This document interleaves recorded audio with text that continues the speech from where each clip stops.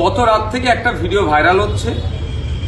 সেই ভিডিওটাকে দেখে বলা হচ্ছে যাদবপুর এপিসি কলেজে 148 ভাঙড় বিধানসভা ইভিএম মেশিন নাকি পরিবর্তন করে দেওয়া হচ্ছে, সেখান থেকে সরিয়ে দেওয়া হচ্ছে, এই ধরনের কিছু লিখে ভাইরাল হচ্ছে।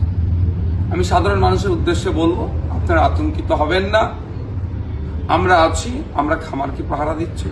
বাংলার মানুষকে বলবো, আপনাদের ভয় পাওয়ার কিছু জায়গা নাই, নিশ্চিন্ত থাকুন।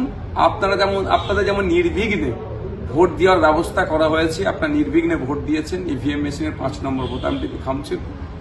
আমি অনেক আগে বলেছিলাম যে আমাদের নেতৃত্বরা আছে, অঞ্চলের নেতৃত্বরা আছে, বিধানসভা নেতৃত্বরা আছেন, তারা খামারটা পাহারা দেবে। এখনো আমি যাদবপুরে আছি, এপিসি কলেজে আছি, প্রতিনিয়ত আমি থাকছি, আমাদের নেতৃত্বরা থাকছে, তারা সজাগ পাহারা দিচ্ছে। এবং এখানে যারা কেন্দ্রীয় বাহিনী আছেন, যারা দায়িত্বশীল আছেন, তারাও যথেষ্ট সজাগ আছেন। সুতরাং ওই ভিডিওটি যাদবপুরের এপিসি কলেজের সাথে কোনো সম্পর্কিত নয়, কোনো সম্পর্ক নয়। বিশেষ করে ভাঙড় বিধানসভার যেখানে ইভিএম মেশিন আছে, ওই জায়গারও একটা ভিডিও নয়।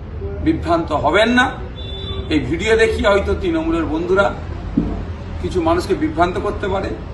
আমরা যতটুকু খবর পাচ্ছি, নাকি কোনো এক রাজনৈতিক দলের এজেন্ট হতে চাইছে না, কাউন্টিং এজেন্ট হতে আসতে চাইছে না, তো তাদের মনোবলকে বাড়ানোর জন্য এই ধরনের গল্প ফাঁদতে পারে।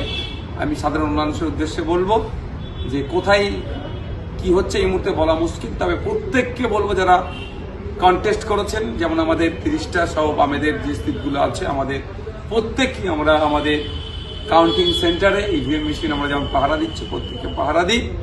কোনো মতেই একটা জনগণের ভোট না লুট হয়।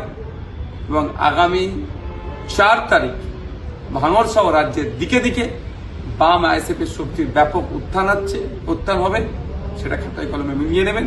আমি আবারও বলছি, ভাঙড়ের মানুষের কাছে যে আমার প্রত্যাশা ছিল, যে আশা ছিল, কম করে 50,000 ভোটে ভাঙড় থেকে আমি জিতে বিধানসভায় যাচ্ছি। সুতরাং এই ভিডিও নিয়ে কেউ বিভ্রান্ত হবেন না। আপনারা যে ভোট দিয়েছেন, সেই ভোটকে খেতে আপনারা ফলিয়ে দিচ্ছেন, খামারটার রক্ষার দায়িত্ব আমরা নিচ্ছি।